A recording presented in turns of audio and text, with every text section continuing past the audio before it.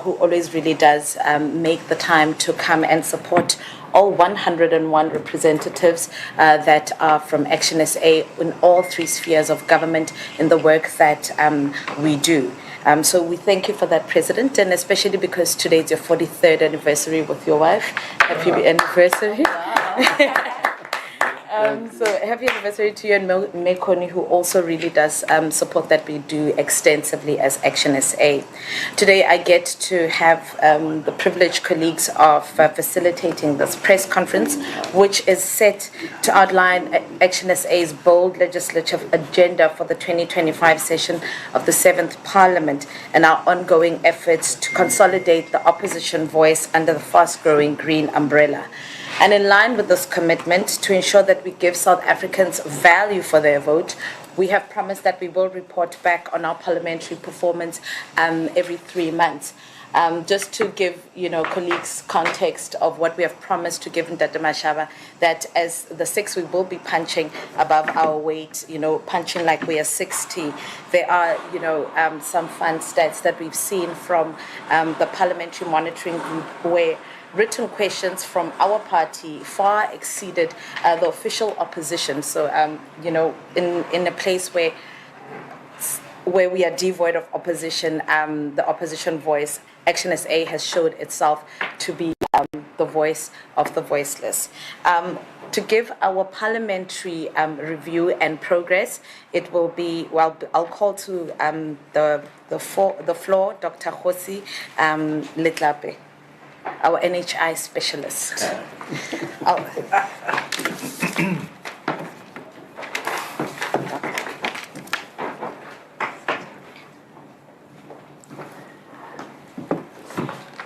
Good morning. I guess if I'm being introduced as an NHI specialist, it means I'm a specialist in a category that does not exist in the Health Professions Council. But I'll take that. I'll take that on board. I'm here just to give you a brief outline of our activities in Parliament as the Super Six, we call ourselves. When the President gave us our marching orders, he said, we expect you to behave like there's 60 of you, even though there's only 6 of you. And that has been borne out by the fact that, small as we are, our number of questions that we ask, it's like we are a party of 90. And I hope that continues into the future. But more importantly is what do we bring to Parliament? What we bring to Parliament is constructive dialogue. We're not one of those parties that opposes things for the sake of opposing things. We're fortunate to be a party where all of us have certain competences. That's why we were brought to Parliament from all the members of AtionSa. We've also been given the liberty to understand the policies of the party, but we are not in a straitjacket. The party understands that all of us are capable, we can think, and so far we've done well to uplift the policies of the party. We question the executive all the time, but our questions are relevant to the day-to-day experiences of South Africans. We don't ask questions for the sake of questioning. We have an interest in activities of all the committees of Parliament. There's more than 40 of them, there's 6 of us, but we're interested in all subjects. We work as a team. We cover for each other, we cover the gaps, and that's what symbolizes who we are. We're getting to a point where on particular matters, we can finish our other members' sentences. One of the things that we take seriously as members of Parliament is oversight. Oversight that is not scheduled. You've seen what our MP, Derlin James, has done from those oversights. You do oversight, and in a few months, there's commitment to build a police station. When police were sitting in prefabs, were sitting in dilapidated stuff. We get called by our members on the ground. We do oversight on issues like absence of drugs, shortage of drugs in KZN. So we are a party here not to represent the interests of the party. All of you are aware that when Dr. Nasipi Moya took office in Tshwane, she said, I'm not a mayor of AtionSa. I'm a mayor of the people of Tshwane. There's only 6 of us, but we're here to represent the interests of all 60 plus million citizens of the country. That is why we are interested in projects like Spaza for Locals. We are interested in the welfare of unemployed health professionals. But not only do we have an interest, we also provide possible solutions to the issues that we raise. The president has been steadfast in speaking up for the 3 fellow citizens in terms of the Lily Mine tragedy. We are concerned about what happens in ArcelorMittal and in loss of jobs. We have members that will speak to issues of financial prudence, where we do not only criticize over expenditure excesses, but we put proposals on how we can make our budgets meet. So our approach is not about the fact that there's lack of resources. Our approach is about being resourceful. The party was started by a resourceful man who was able to build a multi-million rand empire with no BEE rules in a hostile era coming from humble beginnings. So we're a party that represents all South Africans, whether you come from the suburbs, whether you come from Elalini, whether you come from the Squatter camps, we are here for all South Africans. When we talk about curbing expenses, we talk about right-sizing of the government. And my colleagues will speak to those issues. We don't criticize travel for the sake of criticizing travel. When we say these are difficult times, we should go into austerity measures. We, as parliamentarians, should lead by example. We can't expect ordinary people to make sacrifices when we, as parliament, are not prepared to make those sacrifices. When we engage in debate, we will engage on a factual basis. We deal with issues on an issue-by-issue basis. We don't come with a position from the party that says, if someone says so, the answer is no. We are given the latitude to engage, to listen, and to be constructive in what we put out there. Budget votes, it should be based on merit. We are not a poor country, but we are a wasteful nation. And we need to ensure that those issues are addressed. We need to ensure that people are held accountable. We have been steadfast about talking about what type of person should become an MP, so that when we deal with issues on matters of principle. On the issue that impacted on Honorable Hlophe, we said you cannot play the man, play the ball. So if any of us are fit to be MPs, we should be fit to go into any position that any MP can go to. Where AtionSa wants you to go to is there should be a standard to be met to become an MP.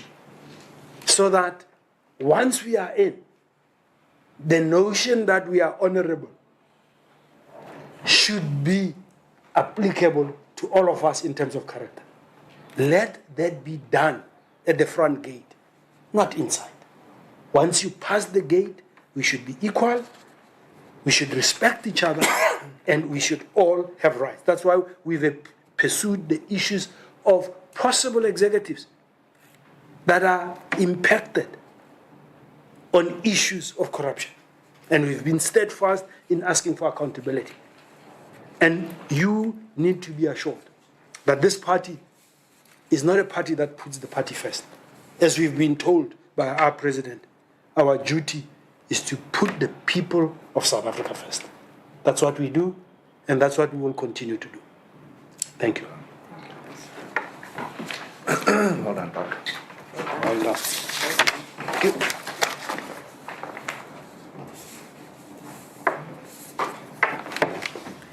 Thank you so much for that, Doc. I think you are here to reaffirm to South Africans that our representation as AtionSA in Parliament, no matter the size, it reflects our respect for this institution and its vital role in defending and advancing the best interests of our people. We are very clear in our commitment that we are not merely here to occupy seats, but to fight tirelessly for the reforms that our country so desperately needs. And with that, ladies and gentlemen, allow me to call on our second speaker, who is our caucus leader, Mr. Ethel Trollope. Thank you. Thank you.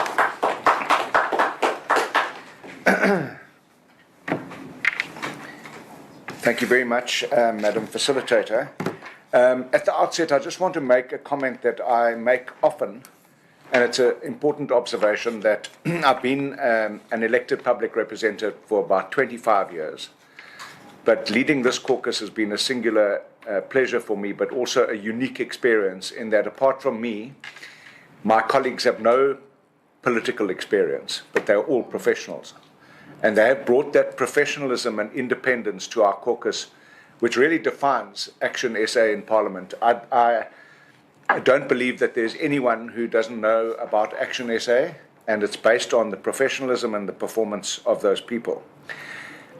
So we decided very early on in our tenure, and we did not join the Government of National Unity by our own choice. We chose to be non-aligned. And we are perfectly positioned as a pivot in this Parliament between the massive GNU bloc of around 70% and the so-called Progressive Caucus in Parliament. We're the next biggest opposition party that is non-aligned. And I think it's a really important position to hold, and we hold that jealously. Our role in the legislative agenda is defined by our non-alignment, which means that we are an opposition party, but we've also defined ourselves as a constructive opposition. We have said that we will not vote along parochial party lines, but we will vote on issue by issue basis, and if we're convinced that the government is doing something right, we will support them. If we believe that the government is losing the plot or taking the wrong direction, we will certainly oppose that. And our voting record in Parliament illustrates the fact that we are an objective, constructive opposition. And I must say it's a wonderful role to be able to fulfill. We don't align parochially, we align with South Africans, as my colleague Dr. Letlape so eloquently put just now. We have also committed through practice and training and strategizing that we will use every parliamentary lever at our disposal. So as my colleague, the facilitator said, our track record on questions is unparalleled in the ranks of the opposition. And I'm very proud of that, and it will get better, Doc. I have no doubt about that. We will sustain that. We also speak in every debate. Even though we might not be able to tend a portfolio committee, we make sure that we inform that we represent South Africans in every single debate, and we have a very proud record in that regard.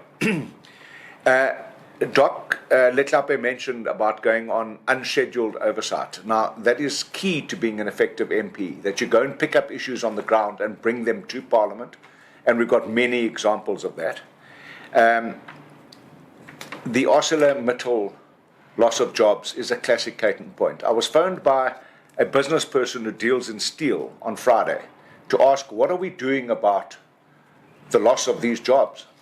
I contacted our research team and I said, can you please draw everything that we've said on ArcelorMittal long steel? Alan Beasley, our representative in finance and on other economic clusters, had issued an opinion piece, a number of statements, speeches, and I was able to forward those documents immediately at the press of a button. And this representative couldn't believe. He said, but you guys are so small. We're not small. There's a saying that says, if you think small is insignificant, you haven't spent a night with a mosquito in a dark room. So I think that's the role that we're fulfilling. But I want to talk specifically today about what we're doing here. First of all, AtionSA is proud to announce that our cabinet reform package and the zero tolerance corruption bill are two new bold legislative actions for 2025. AtionSA is committed to being a constructive opposition, and I've illustrated how we plan to do that. But we want to do more than just being an opposition. We want to bring alternatives. We want to change the status quo. There are examples in the rest of the world now where people are taking chainsaws to the status quo. Javier Milei was the first person to do that. We've got the Doge in America, but nothing changes in South Africa. So we want to be part of that change. As such, today's announcement marks the first suite of AtionSa bold initiatives for our term in the 7th Parliament, set to fundamentally reshape governance in South Africa and strike at the very heart of corruption that we have identified as enemy number one in South Africa. So the first one is Cabinet Reform Package. As South Africa grapples with a fiscal crisis driven by reckless government wastage, AtionSa's Cabinet Reform Package offers an immediate solution to eliminate conservatively 1.5 billion rand a year in taxpayers' funds squandered on a bloated executive every year. This indulgence in wasteful perks allows 32 ministers and 43 deputy ministers and their large staff complements to live the life of luxury while demanding that taxpayers and ratepayers foot their bill. Now, that's completely unacceptable. And the very first thing that we're going to do, we saw what happened with the budget around a 2% VAT hike, but we're going to kick against many more things. So the very first thing that I want to refer you to is Section 92 of the Constitution that says Section 93, the President may appoint deputy ministers. It's not a constitutional provision. It's an option that the President has, and our party have identified that we will have no deputy ministers. They fulfill no good function. All of my colleagues will confirm here, you sit in a portfolio committee, they sit there like a broomstick, got nothing to offer, can't speak, only the cabinet minister can speak. Only thing they do really well is travel. And I'll give you an example. That the deputy minister frequently outspend their senior counterparts with minimal impact. The Minister of Finance, Enoch Godongwana, in the last 7 months has spent 2.02 million on travel. Deputy Minister David Masondo has spent 3.9 million on travel. And Deputy Minister Ashur Sarapin, 2.09 million. So together they've spent 3 times more than the minister. I've sat in a defence portfolio committee where the deputy minister is was a general, didn't say a word in a meeting because he has no constitutional place and provision. So they are superfluous. So AtionSa passed that, Mr. President, 2 years ago at our policy conference. We made that decision. So we're talking about that today. This will be done. We will cut the cabinet down to size. And the first bold measure as part of our cabinet reform package is to close the taps on executive wastage. AtionSa will be tabling a constitutional amendment not only to abolish deputy ministers, but in Section 93 of the Constitution it says, the Deputy President and ministers are responsible for the powers and functions of the executive, and members of cabinet are accountable collectively and individually to Parliament. They're accountable to Parliament. So what we're saying is, we want to change the legislation so that the President can nominate members of cabinet, but Parliament must sanction them. So if he wants to nominate corrupt members of Parliament, people that have got judgments against them to serve on cabinet, we must be able to say no. Just like you do with the Judicial Service Commission, parties nominate their representative and Parliament sanctions their appointment. We're going to bring that into legislation so that's no longer the sole preserve. Yes, the President can nominate, but we have to sanction. We do not want corrupt ministers in government. We need exemplary ministers in government. So we will ratify and move that Parliament will ratify that. It will break the patronage cycle that is so entrenched. We have 2 ministers, at least 2. There are many more, but I'm going to mention 2. Minister Similane arrived in cabinet under a cloud of corruption related to BBS. Minister Ntshavheni, who plays a very significant role in Ramaphosa's cabinet, has got judgments of corruption and maladministration against her, yet he does nothing about it. We have a president who does nothing about his corrupt colleagues. Secondly, as part of our cabinet reform package, we will urgently table the cut cabinet perks bill. Now, it's interesting. A member of the opposition in the last government brought a private member's bill in this regard. They've allowed it to lapse and become redundant because they are now part of government. We're going to resuscitate that legislation, but we're going to bring even more stringent controls around wastage. So that's cutting excessive cabinet expenditure. The next item that we'll talk about today is the Zero Tolerance of Corruption Bill.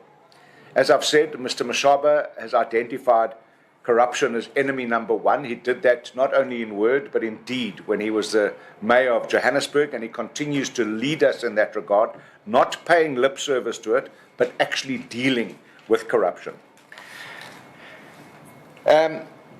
So there's some things that we've identified that we're going to do to strengthen the Prevention and Combating of Corrupt Activities Act, PRECA. Now, here are the three things that we're going to talk about. The first one is mandatory minimum sentences. Increasing the minimum sentence for corruption involving transactions exceeding 500,000 to 15 years imprisonment. Mr. President, you know, maybe when you were the mayor and I was the mayor at the same time, 500,000 was a lot of money. But now people don't steal in millions, they steal in billions. And Alan Beasley, my colleague, is going to talk about how billions get wasted and stolen. So the very first thing, 500,000, 15 years imprisonment. That's the kind of example we want to see in South Africa. And then the second one is robust sanctions for private sector corruption. Corruption does not take place in a vacuum. There are corruptors and corruptees. And my colleague, Dr. Letlape, this morning was saying that there are enablers, people in the executive, people in procurement, people who award tenders, people in local government, people in provincial government, people in national government. They are the enablers. We want to make sure that we stop private sector corruption and collaboration between the public and the private sector to have corrupt tenders that don't actually deliver on their mandate. And then, importantly, permanent disqualification, barring anyone convicted of corruption from holding public office, serving as an accounting officer, working for the state, or registered non-profit organizations, or holding elected positions within political parties. AtionSa is the only party, I believe, that actually holds their public representatives to account and making sure that they are exemplary. What we're looking for is blacklisting. Blacklisting of people who have been allowed to siphon public funds. All the people that were involved in state capture should be blacklisted for life. In fact, they should go to jail because it's way over 500,000 rand each. So there's the classic example. But none of them have been prosecuted, none of them have been sent to jail, and none of them have been blacklisted. Another person who comes to mind is a person like Edwin Sodi. He gets contracts across the country, from ANC governments, from coalition governments. He continues to get contracts, doesn't deliver, and siphons off money. He should be blacklisted, but so too should the people who facilitate or enable him achieving those contracts be blacklisted for life.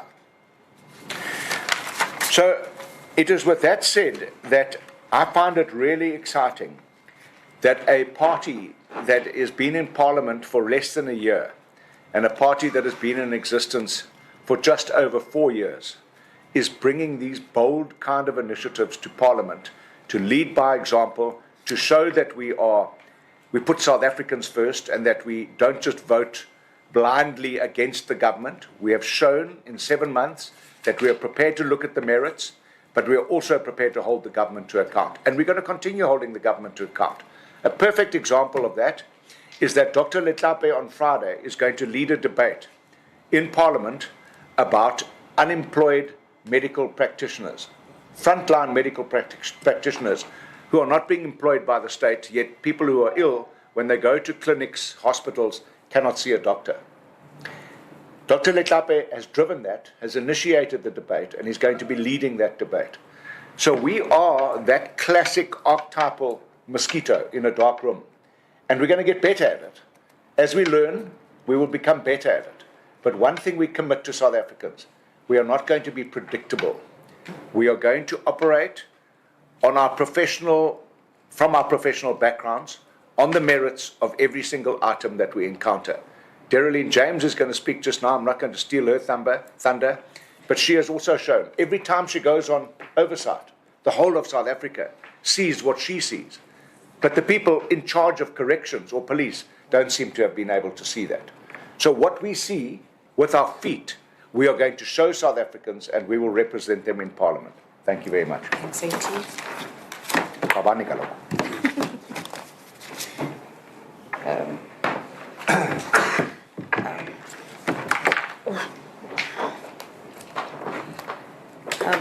Well, thank you, Mr. AT. We call him AT, Ethel Trollip, who has just said we will not be predictable, and as Action SA, we will not be content with just delivering speeches alone, but we will use every parliamentary mechanism to push for real change. And this means that we will be lobbying, mobilizing, and rallying around support for common sense cabinet bills and initiatives like the cabinet reform package and the zero tolerance corruption bill. To give us a technical walkthrough of the cabinet reform bill will be our numbers guy, the guy who serves on our finance portfolios on SCOPA and the Department of Trade and Industry, Mr. Alan Beasley.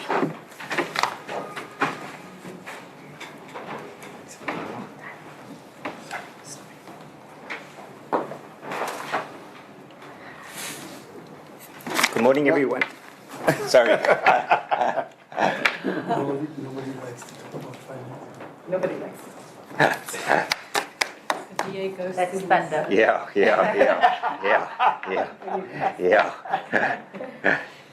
You see, he collapses everything he comes across.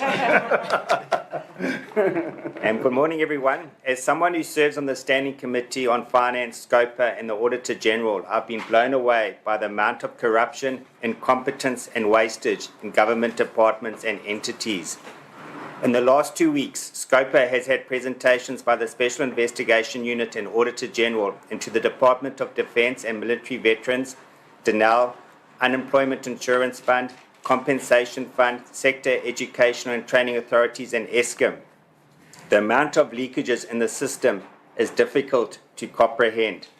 As Ethel said, we're not talking millions, we're talking billions and billions. The uninsured insurance fund and the compensation fund alone have a combined annual revenue of 46 billion. They both are a cesspool of corruption, incompetence, and wastage. It's very difficult to comprehend. They say a fish rots from the head.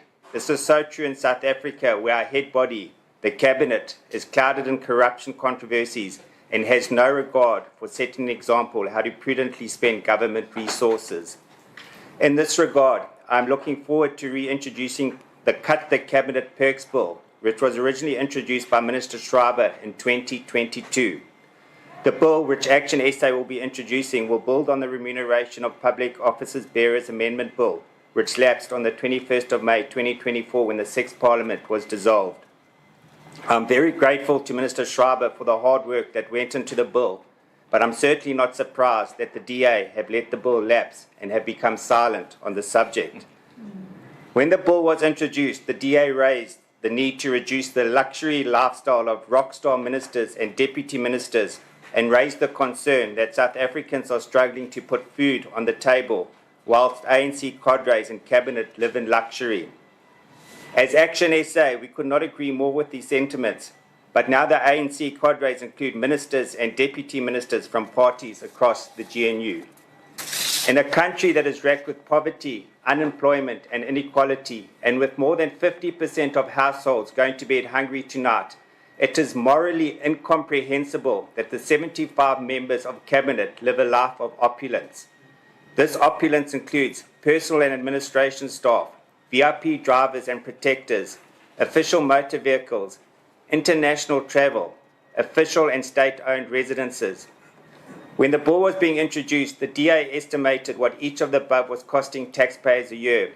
What is so interesting is that the cost for international travel was estimated at 20 million a year. In terms of the 21 responses received so far to written questions posed by Action SA, indicates a whopping 143 million in travel expenses between July and December 2024. Extrapolated across the full cabinet, this could amount to 215 million in 6 months or 430 million annually, with most of these costs being overseas travel. Since the GNU, travel has gone from 20 million to 430 million. Talk about a runaway train. No wonder the DA and others in the GNU are quiet. As Action SA, we will not be quiet and believe it is imperative that there is greater transparency, oversight and cost control over the perks of office for the President, Deputy President, ministers, and deputy ministers. In terms of the existing legislation, the biggest weaknesses that AtionSa wants to address through the Cut the Cabinet Bill perks are, firstly, the President can unilaterally determine the perks for the Deputy President, Minister, and Deputy Ministers via proclamation in the Government Gazette. Secondly, there is no need for the President to consider relevant factors such as prevailing economic conditions or comparative costs in calculating the cost of these perks. Thirdly, there is no ongoing review of these perks.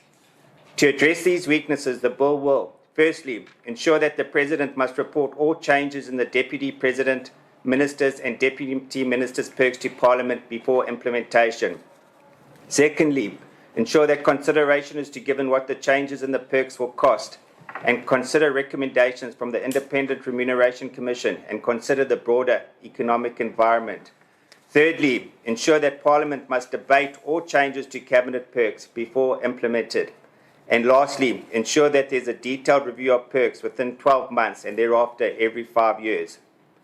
The Cut the Cabinet Perks Bill is an important legislation amendment.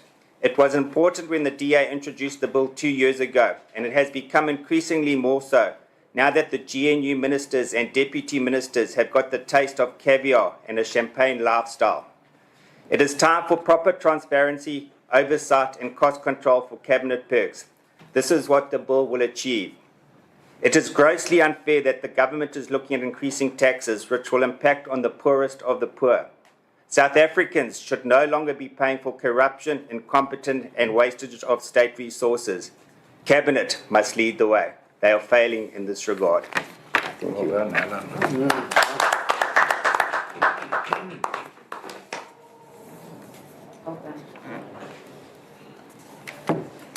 Okay. Ellen, well done on that. I think South Africans now have an eye view of exactly what this GNU government is failing to do in terms of placing the needs of South Africans first, especially the poorest of the poor. Would like to apologize. We've received apologies from our chief whip, Lerato Ngobeni, who is unwell at the moment. She had an accident and she is now indisposed. But we'll keep on, keep on with the good work on her behalf. I think she's really frustrated that she's not here. Yeah, she would have loved to be here, our resident facilitator, but at the moment I'm carrying on where she has left. I guess South Africans, you can see that these are just not proposals that we are putting up. They are real solutions that Ellen has shown that are designed to restore accountability and cut unnecessary wastage that has favored patronage over efficiency and good governance. I'm going to call on our next speaker who's going to give us the technical walkthrough of the Zero Tolerance Corruption Bill, Ms. Derilyn James, who always insists that swer kan dit nie aangaan nie.